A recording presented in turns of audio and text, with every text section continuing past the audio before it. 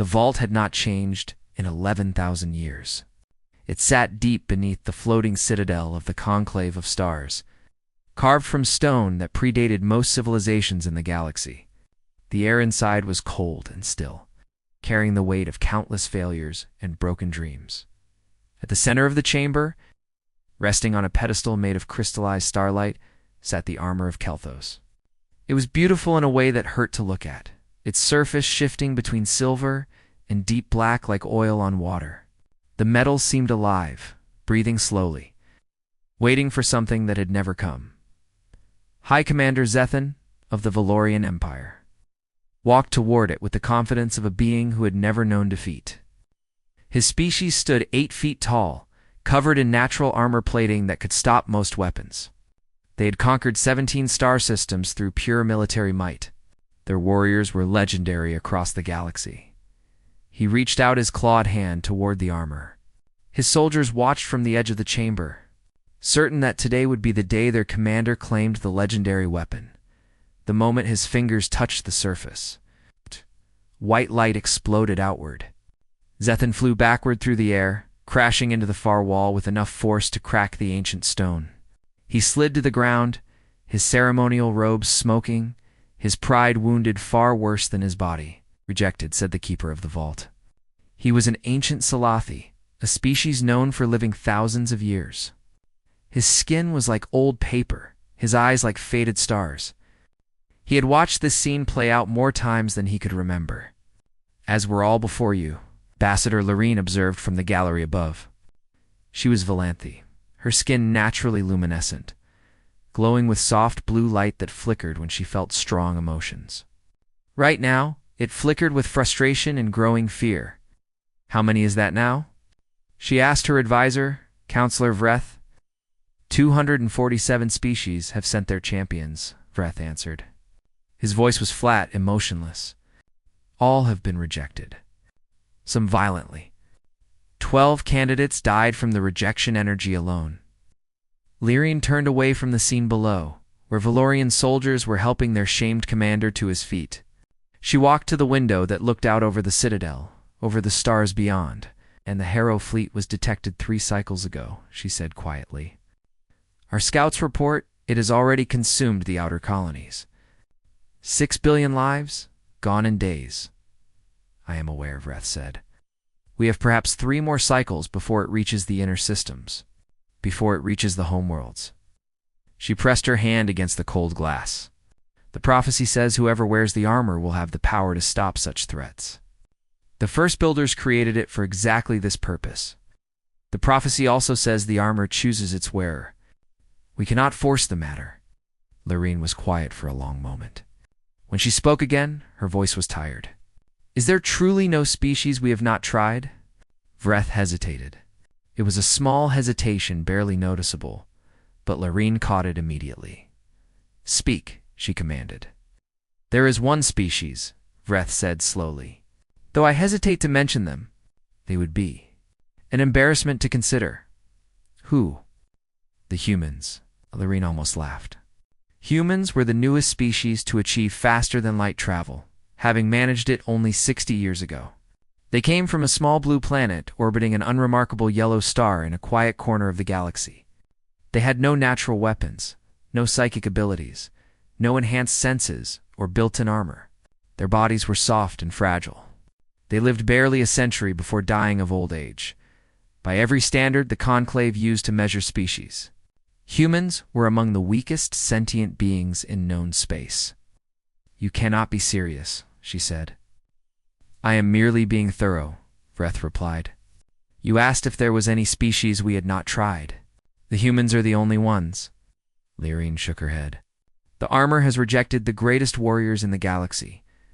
Beings who could crush a human with one hand. What could a human possibly offer that a Valorian or a Kathrani could not? Nothing, I imagine. But we are running out of options. She turned back to the window. Outside, she could see the lights of 100 different ships. Representatives from across the galaxy gathered to witness the attempts to claim the armor. None of them believed the solution would come from them anymore. They were simply here to watch the end approaching. The Harrow does not negotiate, she said. It does not conquer or enslave. It simply consumes. Every world in its path becomes nothing. Not even debris remains. I know. If we cannot activate the armor, billions will die. Perhaps trillions. Perhaps everyone. She closed her eyes. Send word to Earth. Invite them to send a candidate. Ambassador, the other species will mock us. They will see it as desperation. We are desperate, Lyrine said simply. And perhaps mockery is better than extinction. The message reached Earth 3 days later. It arrived at the offices of the United Defense Council, decoded by specialists who could barely believe what they were reading. An invitation to send a human to try on ancient alien armor that might save the galaxy? Admiral. Cho read the message 7 times before accepting it was real. They want us to send someone, he said to the assembled council. Someone who might die just from touching this thing. It's an honor, said one of the diplomats. Being invited to participate alongside the great species? It's a joke, said another. They've tried everyone else. We're their last resort. They expect us to fail like all the others. Admiral Cho set the message down. Whether it's an honor or a joke doesn't matter. What matters is whether we send someone. And if so, who? The room fell into argument. Some wanted to send their best soldier, their strongest warrior. Others pointed out that strength clearly wasn't what the armor wanted, given how many strong species had already failed. Some suggested sending scientists, others suggested sending nobody at all. In the end, they decided to open it up to volunteers. Anyone willing to travel across the galaxy and possibly die touching alien metal was welcome to put their name forward. The list of volunteers was shorter than anyone expected. Most people, it turned out, were not eager to die for a long shot at saving the galaxy. But one name stood out among the few who did volunteer. Not because she was special, but because she was so ordinary. Lieutenant Commander Katie Morgan, Xenolinguistics Specialist. 34 years old. No combat experience. No family. No particular reason to be chosen, except that she had raised her hand when no one else would. Her interview with the selection committee lasted less than 10 minutes. Oh, why do you want to do this? Admiral Cho asked her directly. Katie thought about it for a moment. Because someone has to, she said. And I have nothing holding me here. If I die, no one will miss me much. If I succeed, maybe I'll have done something that matters. It wasn't inspiring. It wasn't heroic. It was just honest. 3 weeks later, she boarded a shuttle bound for the stars, carrying nothing but a small bag of personal items and the strange feeling that are boring.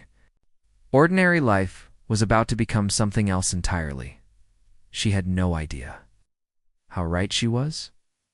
The shuttle ride took 18 days. Katie spent most of it alone in her small cabin, reading everything the database had on the armor of Kelthos. There was not much. The armor was old, older than most species in the galaxy. It had been created by beings called the First Builders, a civilization so ancient that even their ruins had turned to dust long ago. What remained was the armor itself, and the prophecy that surrounded it. Whoever could wear the armor would gain the power to protect the galaxy from the Great Darkness. Many had tried. All had failed. Most had been thrown across the room by violent energy discharge. Some had died instantly. Their nervous systems burned out by the armor's rejection. Katie read these accounts with a strange calmness. She had already accepted that she would probably die. There was a certain peace in that acceptance, a freedom from worry that she had never felt before. When the shuttle finally arrived at the Conclave Citadel, Katie pressed her face to the window like a child seeing snow for the first time. The Citadel floated in space, a massive structure of crystal and metal that caught the light of nearby stars and scattered it into rainbows. Hundreds of ships surrounded it, more alien vessels than Katie had ever seen in one place. A diplomatic escort met her at the docking bay. The aliens towered over her, most of them standing 7 or 8 feet tall. Their expressions were impossible to read, but Katie could guess what they were thinking. This small, soft creature was supposed to succeed where their greatest champions had failed. It would be laughable if it wasn't so sad. Ambassador Lyrine greeted her personally. which Katie understood was a great honor. The Valanthi woman's skin glowed with soft blue light, and her eyes held a kindness that seemed genuine despite the circumstances. "Welcome, Lieutenant Commander Morgan," Lyrian said. "I hope your journey was comfortable." "It was fine, thank you." Katie looked around at the massive hall, the alien architecture that made her feel very small. "I appreciate you inviting humanity to participate." Something flickered in Lyrian's expression. Guilt, perhaps. "We should be honest with each other. You are here because we have tried everyone else. The Conclave does not expect you to succeed." "I know," Katie said simply. "I read the briefings. 247 species, all rejected. I'm not offended by being last. Someone has to be." Lyrian studied her for a long moment. "You are not what I expected." "What did you expect?" "Anger, perhaps, or false bravery. Most species send their champions with great ceremony, convinced they will be the one to claim the armor. You seem ... peaceful." "I'm not a champion. I'm just a translator who volunteered. I figure if the armor was looking for strong warriors, it would have found one by now. Maybe it's looking for something else. And what might that be? I have no idea. But I'm curious to find out." They gave her a room in the diplomatic quarters, a space designed for beings much larger than her. The bed was too big, the ceiling too high, the furniture too heavy to move. Katie felt like a child playing in an adult's world. That night, she could not sleep. She walked to the window and looked out at the stars. Somewhere out there, the Harrow fleet was moving closer. She had seen the footage, the images of worlds being consumed. It looked like darkness eating light, like nothing swallowing something. 6 billion people on the outer colonies, gone in days. Not conquered or enslaved, just erased. She thought about Earth, her small apartment with its single window. Her books, mostly language dictionaries and alien grammar guides. Her plant that she always forgot to water. Her neighbor's cat that sometimes visited her balcony. Such small things. Such ordinary things. Were they worth dying for? She decided they were. The next morning, they took her to the vault. It was a solemn procession, dozens of alien dignitaries following behind her, like mourners at a funeral. Katie supposed that made sense. They were probably expecting to watch her die. The vault doors were massive. It's carved with symbols that predated written language. They opened slowly, revealing the darkness within. Cold air rushed out, carrying a smell like old stone and distant lightning. Katie walked inside alone. Her footsteps echoed in the vast space, small sounds swallowed by the darkness above. She could feel the eyes of the observers on her back, could sense their pity and their doubt. The armor waited at the center of the chamber. It was more beautiful than the images had suggested, more alive. The metals shifted and flowed, silver becoming black, becoming silver again. It hummed with a frequency that Katie felt in her chest, rather than heard with her ears. "You may approach," said the keeper. His voice was thin and dry, like wind through dead leaves. Katie walked forward. Her heart was beating fast, but her hands were steady. She thought about all the warriors who had come before her, the mighty champions who had been thrown aside like toys. She thought about the little girl she had been, the one who used to hide in the library because she was too shy to talk to other children, the one who learned alien languages because it was easier than learning to talk to humans, the one who had grown up alone, worked alone, lived alone. Maybe that was why she wasn't afraid. She had nothing to lose. She reached the pedestal and looked at the armor. Up close, she could see patterns in the metal that looked almost like writing, symbols that shifted and changed too fast to read. "Hello," she said softly. "I'm Katie. I know you've rejected a lot of people, and I understand if you reject me too. But I wanted you to know that I'm not here for glory or power. I'm just here because someone had to come, and I had nothing better to do." The armor did not respond. Of course it didn't. It was just metal. No matter how ancient or mysterious, Katie reached out her hand. The moment her fingers touched the surface, pain exploded through her body. It was like being struck by lightning, like being torn apart at the molecular level. She heard someone screaming and realized it was her own voice. Images flooded her mind. She saw the first builders, beings of pure energy who existed before matter cooled into stars. She saw them forging the armor in the heart of a dying sun, pouring their hope and their fear into the metal. She saw the darkness they had glimpsed at the edge of reality, the hungry nothing that waited to consume everything. She saw the warriors who had tried to claim the armor over the millennia, proud beings, powerful beings, all of them reaching for power and glory. All of them rejected because they wanted the armor for themselves. And then the armor spoke to her. Not in words, but in feelings, in understanding that bypassed language entirely. "Why do you reach for me, small one?" Katie's mind was fragmenting under the pressure. She could feel herself coming apart, could feel her consciousness scattering like leaves in a storm. "I don't know," she thought back. "I just wanted to help." Help whom? Everyone. Anyone. The people who will die if the harrow isn't stopped.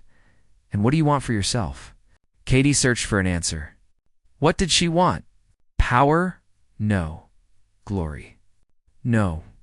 Recognition? She had never cared about any of those things. I want... ... We struggled to form the thought. I want to matter. Just once. I want my life to mean something. The pain receded slightly. The armor was quiet, considering, "You do not seek to use me? I seek to help you do what you were made for. If that means I die, then at least I died trying." The silence stretched on forever. Katie hung in the void between life and death, waiting for judgment. Then, for the first time in 11,000 years, the armor began to move. The observers in the gallery saw something that none of them believed was possible. The ancient armor, the legendary weapon that had rejected the mightiest champions of 1,000 civilizations, began to flow like liquid silver toward the small human woman. Katie felt the metal wrap around her skin. It was not cold as she had expected, but warm, almost gentle. It moved across her body like water, finding its natural path, settling into place as if it had always belonged there. She felt it connect to her nervous system, felt vast wells of power opening in her mind like doors to rooms she had never known existed. The keeper dropped the staff he had held for 3,000 years.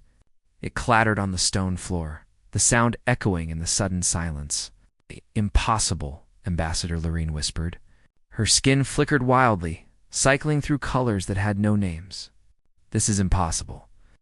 The armor settled completely, covering Katie from neck to toe in shifting silver and black metal.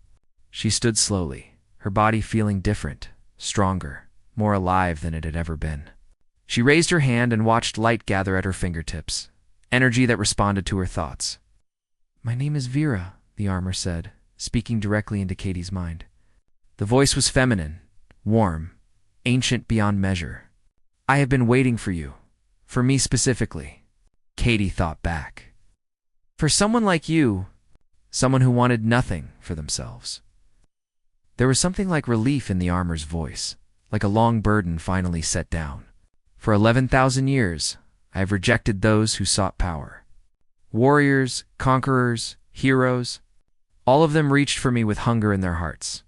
You are the first who reached with empty hands. I didn't think I was special, enough to want anything. That is exactly what makes you special." Katie became aware that everyone in the chamber was staring at her. Aliens of a dozen species, all frozen in shock. She saw fear in some of their faces, wonder in others. "What happens now?" she asked Vera silently. "Now you learn what I can do, what we can do together." The training began the next day. The conclave provided their greatest warriors as teachers, beings who had spent centuries mastering combat. Katie proved to be a terrible student in almost every way. She had no natural fighting instinct, no aggressive drive, no killer instinct. But Vera compensated. When an opponent attacked, Vera guided Katie's movements, turning her body into an extension of the armor's ancient knowledge. What Katie lacked in skill, Vera provided through direct neural connection. "Your species is strange," the Valorian combat master said after their third training session. He was the same commander who had been rejected by the armor weeks ago. "You have no natural weapons, No armor, no enhanced senses. How did you survive long enough to develop intelligence? Katie wiped sweat from her face. Even with Vera's help, the training was exhausting. We worked together. Humans are social animals. What we couldn't do alone, we did in groups. Cooperation is not unique. Many species cooperate. I think we might do it differently. Katie sat down on a bench, catching her breath. Other species cooperate to hunt or to fight. We cooperate for everything. Building, farming, raising children. We've never been very good at surviving alone. The Valorian considered this. Perhaps that is why the armor chose you. It is not a weapon meant for one warrior. It is a tool meant for protecting others. Maybe. Days blurred together. Katie learned to fight, to fly using the energy wings Vera could create, to channel power in ways that would have destroyed any normal human. But more importantly, she learned about the threat they would face. The Harrow fleet was not simply an enemy armada. It was a symptom of something worse. At its center was a wound in the fabric of reality itself, a tear between dimensions through which something vast and terrible was reaching into their universe. The first builders called it the hunger, Vera explained during one of their quiet moments. It exists outside normal space, in a place where the laws of physics are different. It wants to consume everything, to reduce all matter and energy to nothing. Why? Because nothing is what it understands. Life, light, matter, all of these things are wrong to it, a mistake it wants to correct. Katie stared out the window at the stars. And you were made to stop it. I was made to seal the wounds it creates, to close the doors between its dimension and ours. Vera's presence in her mind felt troubled, but I could never find a compatible partner. Everyone who tried to wear me was too focused on themselves, too attached to their own desires. The power required to face the hunger would corrupt anyone who sought it for personal reasons. But not me. You sought nothing. You wanted only to help. That emptiness allows the power to flow through you without changing you. Katie thought about this. Is that supposed to be comforting? That I'm only useful because I'm empty inside? Vera's response was gentle. You are not empty, Katie. You are open. There is a difference. Empty means nothing inside. Open means room for something new. Admiral Cho arrived from Earth on the 40th day. He came with a small delegation of human observers. The first time humanity had been invited to participate in conclave military planning, he found Katie in the training hall, practicing combat movements that would have been impossible for a normal human. She moved like water, like lightning, the armor responding to her thoughts faster than conscious decision. "Lieutenant Commander," he said when she noticed him, "you look different. I feel different." Katie dismissed the energy field she had been working with. I can hear things now that I couldn't before. Vera is teaching me to sense the structure of space-time. It's like learning a new language, except the language is reality itself. Are you still human? It was a serious question, asked without judgment. Katie considered it carefully. I think so. Vera isn't replacing me, just adding to what I already am. I still remember everything about my life. I still feel the same emotions. I'm just more than I was. Cho nodded slowly. The Conclave has been tracking the Harrow fleet. It will reach the inner systems in 7 days. 16 inhabited worlds are in its path. I know. Vera has been showing me the projections. Can you stop it? Katie looked at her hands, now covered in ancient metal that hummed with power. I don't know.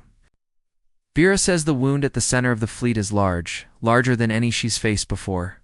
Closing it might kill me. That's not an answer. I can stop it, or I can die trying. Either way, I'm going to try. Admiral Cho studied her face for a long moment. When you volunteered, I thought you were suicidal. Someone looking for a noble way to die. Maybe I was a little... And now? Katie smiled, and there was something new in her expression, something that hadn't been there before the bonding. Now I have something to live for, someone to talk to, a purpose that matters. She touched the armor on her arm. I found a friend, Admiral. I didn't expect that. You found more than a friend. You found a partner? Yes. Katie's smile widened. She complains that I think too much and eat too little. She says humans are illogical and emotional and completely unpredictable. That sounds like criticism. She says it with affection. Apparently, after 11,000 years of rejecting everyone, she's happy to finally have someone to complain about. Cho almost laughed. The fate of the galaxy depends on a linguistic specialist and a suit of armor that gossips. Stranger things have happened. Have they? Katie thought about it. Probably not. But there's always a first time. 7 days. 7 days until everything changed. Katie returned to her training, and Vera continued her endless lessons. They both knew what was coming. They both knew it might destroy them, but for the first time in a very long while, neither of them was alone. The Harrow fleet entered sensor range on the morning of the 47th day. Katie stood on the observation deck of the Conclave flagship, watching the tactical displays fill with red markers. There were thousands of them, corrupted ships and consumed debris forming a swirling mass that stretched across 3. Light dash minutes. At the center of it all was the wound. Even through sensors, even across the vast distance, Katie could feel it. A wrongness in reality. A place where the universe itself was bleeding. It's bigger than I expected, she said quietly. Vera's presence hummed in her mind. The hunger has been feeding for weeks. Every world it consumes makes it stronger, makes the wound larger. Can we still close it? I do not know. The mathematics suggest it is possible, but the energy required will be. Vera paused, searching for the right word. Significant. Will it kill me? It might. Katie nodded. She had known this was coming. Had accepted it weeks ago when she first volunteered for this mission. Then we better make it count. The War Council met 1 hour later. Representatives from every major species in the conclave gathered around a holographic display of the approaching fleet. Admiral Cho stood with the human delegation, looking small among the towering aliens, but refusing to back down. Our combined fleet consists of 12,000 vessels, Admiral Lyrian announced. The Harrow appears to have absorbed approximately 30,000 ships from conquered civilizations, though many of them may not be fully operational. Numbers are irrelevant, said the Valorian commander. We have faced larger enemies before. What matters is the wound at the center. Nothing we throw at it has any effect. That's where I come in, Katie said. Every eye in the room turned to her. She was still the smallest person present, but something about her presence had changed. She carried herself differently now, with a quiet confidence that had nothing to do with ego. Eleblan is simple, she continued.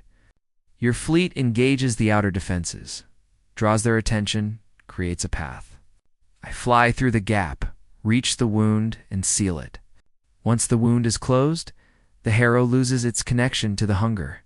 The fleet should collapse without its central organizing force. Would? The Kathrani admiral clicked his mandibles skeptically. You speak in uncertainties. Because I am uncertain. This has never been done before. The armor tells me the theory is sound, but we won't know for sure until we try. And if you fail? Katie met his compound eyes steadily. Then you lose 1 human and 1 suit of armor. The fleet continues fighting. Maybe you find another way. There is no other way, Lyrian said quietly. We have studied the Harrow for months. Nothing we have damages it. You are our only option. Then I won't fail. The Kathrani admiral made a sound that might have been a laugh. Human confidence. Your species has only been in space for 60 years. You know nothing of the galaxy's dangers. That's probably why the armor chose me, Katie replied. I didn't know enough to be afraid. The battle began 6 hours later. Katie watched from the flagship's hull as the Conclave fleet moved into formation. 12,000 ships of every size and shape, carrying crews from 100 different species, all of them fighting for the same thing, survival. The Harrow responded to their approach. Corrupted vessels peeled away from the main mass, streams of them pouring toward the Conclave fleet like black blood from a wound. Energy weapons lit up the darkness. Ships exploded into scattered debris. The battle filled space with fire and death. They're dying for me, Katie said. They're dying for everyone, Vera corrected.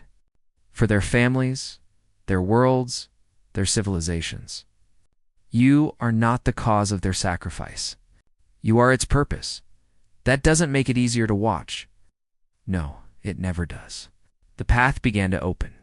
Conclave ships pressed forward, taking terrible losses, but creating a gap in the Harrow's defenses.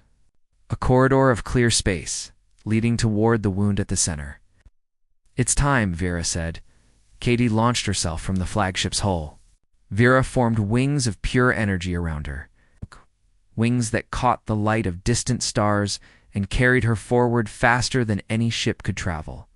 She shot through the gap, past the burning wreckage of destroyed vessels, past the corrupted ships that tried to intercept her. The Harrow noticed her. Of course it did. A wave of darkness reached out, tendrils of corrupted matter trying to catch her, consume her, add her to the fleet. Vera burned through them. The armor's power was incredible, more than Katie had ever channeled before.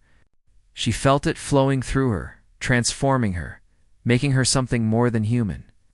Be careful, Vera warned. Too much power too fast will damage your body. You don't have time for careful. She pushed harder. The energy wings blazed brighter. The tendrils of darkness fell away, unable to touch her, but others were not so fortunate. Behind her, Katie could sense conclave ships being overwhelmed, crews dying so she could keep moving forward. She felt each death like a small wound in her heart. Focus, Vera said. Honor their sacrifice by succeeding, not by mourning. Katie gritted her teeth and flew on. The wound grew larger as she approached. Up close, it was not just a visual phenomenon, but a sensory one. It looked like a tear in reality, a place where the darkness went too deep. Looking at it hurt in ways that had nothing to do with physical pain, and through the tear something was looking back. I see you, small one, said a voice that was not a voice. It was the sound of stars going out, of matter dissolving into nothing. It was the hunger, speaking from its dimension of emptiness. I have eaten worlds. I have consumed civilizations. What are you? Katie stopped at the edge of the wound, hovering in space, facing something that had existed since before time had meaning. I'm nobody, she answered. Just someone who wants you to stop.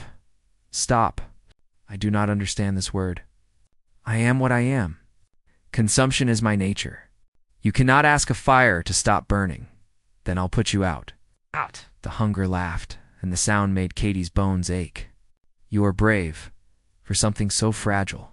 I will enjoy consuming you. You're welcome to try. Vera poured power through her. More than she had ever channeled before, her hands touched the edge of the tear. And pain beyond anything she had ever imagined flooded through her. The wound resisted. Of course it did. This was not just a physical phenomenon, but a metaphysical one. A place where the rules of reality had broken down. Fixing it required more than force. It required will. Katie thought about Earth. The blue sky on a summer day. The sound of rain on her window. The smell of coffee in the morning. Her neighbor's cat. The orange one that always wanted scratches behind its ears. She thought about the people she had met on the flagship. The Valorian commander who had taught her to fight despite his wounded pride. Ambassador Lyrine, who had been kind when she didn't have to be. Admiral Cho, who had come from Earth just to stand with her. She thought about Vera, her partner, her friend. The ancient mind that had waited 11,000 years for someone worth talking to. I'm not nobody, she said, her voice steady despite the pain. I'm Katie Morgan. I'm human. And I'm going to close this door, she pulled. The universe screamed around her. The pain was absolute. It filled every part of Katie's existence, body and mind and soul. She felt her bones crack under the strain. She felt her organs begin to fail. She felt Vera working desperately to repair the damage, pouring energy into keeping her alive, even as the wound tried to tear her apart. Let go, the hunger commanded. Its voice was everywhere, pressing against her consciousness like a physical weight. You cannot win. I am eternal. I am infinite. You are nothing but a brief spark in the endless dark. Katie did not let go. She pulled harder. The wound resisted. It was like trying to move a mountain with her bare hands. The edges of the tear fought against her, tried to pull wider instead of closed. The hunger pushed from the other side, hungry and patient and absolutely certain of its victory. You are breaking, it observed. Your body cannot contain this power. In moments, you will die, and I will consume what remains. Maybe, Katie gasped, but I'm not done yet. She thought about why she was here. Not because she wanted glory or power, not because she thought she was special. She was here because someone had to be, and she had been the one who stepped forward. Such a simple reason, such a small thing, but sometimes small things mattered most. Vera, she thought, I need more. Any more will kill you. It might kill me anyway. Give me everything. There was a pause, a moment of hesitation from a being that had existed for 11,000 years. Then Vera opened the floodgates. Power poured through Katie like nothing she had ever experienced. She felt herself becoming something beyond human, beyond physical. For a brief moment, she touched the same realm of existence where the first builders had once lived, a place of pure energy and infinite possibility.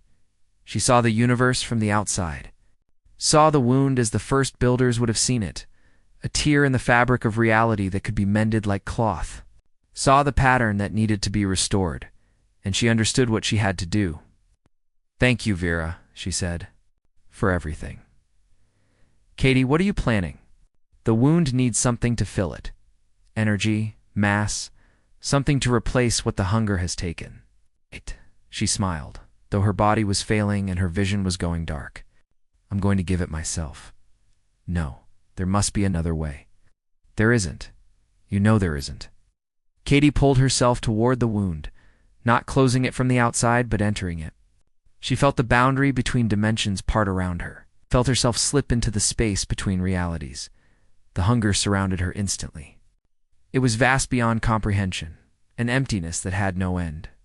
It reached for her, ready to consume the tiny spark that had dared to challenge it. But Katie was no longer tiny. She was filled with the power of the first builders.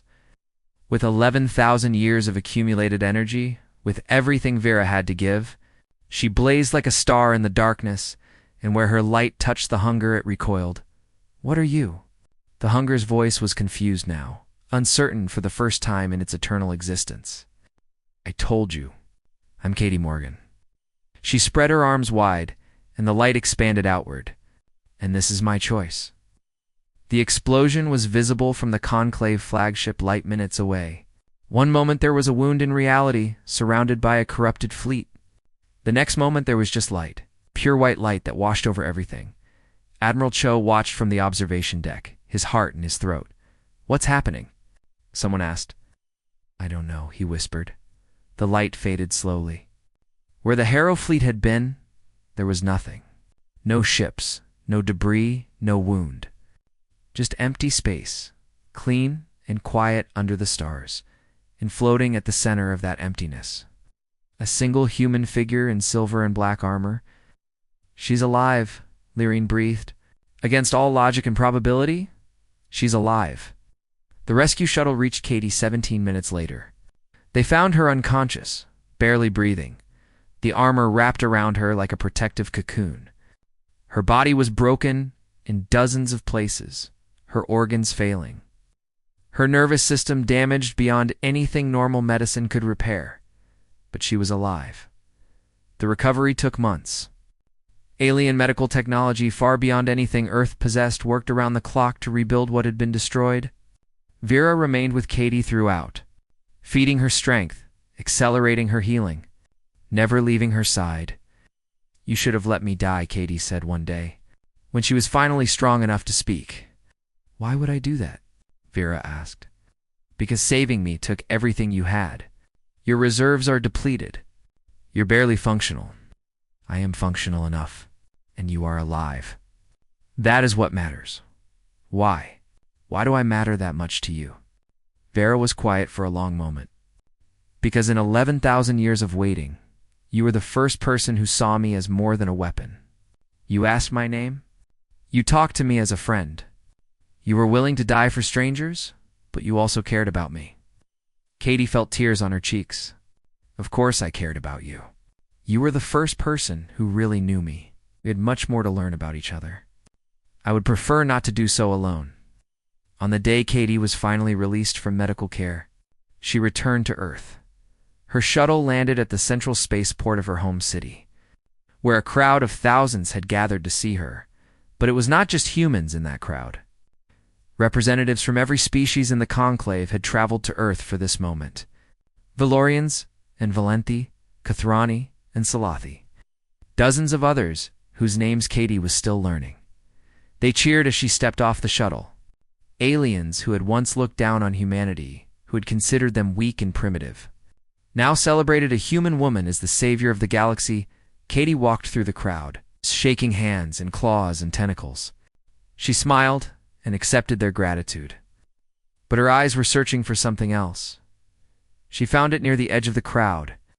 A little girl, maybe 7 years old, holding a flower that looked slightly wilted. The girl was standing with her mother, watching Katie with wide eyes. Katie walked over and knelt down in front of her. "Hello there." "Hi," the girl said shyly. "You're the hero. I'm just Katie. What's your name?" "Lily. That's a beautiful name." Katie looked at the flower in the girl's hands. "Is that for me?" Lily nodded and held it out. It was a daisy, white petals around a yellow center, slightly crushed from being held too tight. Katie took it carefully, as if it was the most precious thing in the universe. "Thank you, Lily. This is exactly what I needed." "Really?" "Really." Katie smiled at her. "You know what? When I was closing the wound out there in space, I thought about flowers, about simple things, about why it all mattered." She touched the daisy gently. "This is why. Little girls giving flowers to strangers, people being kind for no reason. That's what I was fighting for." Lily's mother had tears in her eyes. She pulled her daughter close, looking at Katie with an expression that needed no translation across any species or language. Katie stood up and looked at the crowd, at the humans and aliens united in celebration, at the sky above, clear and blue and free of threats. "I could not have done it alone," she said, and her voice was amplified so everyone could hear. "Vera gave me strength. The conclave gave me support. Humanity gave me a reason. This victory belongs to all of us." The crowd cheered again, louder than before, and in the back of Katie's mind, Vera hummed with something that felt very much like pride. "Well done, partner," the armor said. "We're just getting started," Katie replied. "There's a whole galaxy out there. Lots of people who need help. And you want to help them all?" Katie looked at the little flower in her hand, at the little girl who had given it to her, at the sky full of stars she had helped save. "Someone has to," she said. "Might as well be us." Above them, the stars burned bright in the afternoon sky, visible even through the atmosphere, reminder of all the worlds that still existed because one ordinary woman had raised her hand when no one else would, and somewhere in the vast emptiness of space, in the place where the hunger had once reached through, there was only silence now, peace, a door closed forever, because one small human had chosen to stand in its way. Katie smiled at the stars, then she went home to water her plant.